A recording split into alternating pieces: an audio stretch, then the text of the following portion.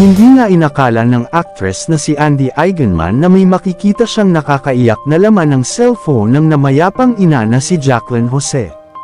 Ayon kasi sa kumakalat na chika, nakita daw ni Andy ang mga litrato sa cellphone nito na nakapost sa isang album na may pamagat na Family with Andy at ito nga ang nagpaluha sa nasabing actress dahil dito naglalaman ang lahat ng litrato nila ng ina mula noong bata pa ito hanggang sa paglaki nito. Tila napaiyak talaga si Andy sa kanyang mga natuklasan sa cellphone nito. Isa nga itong pahiwatig kung gaano nito kamahal ang kanyang anak, lalong-lalo na si Andy.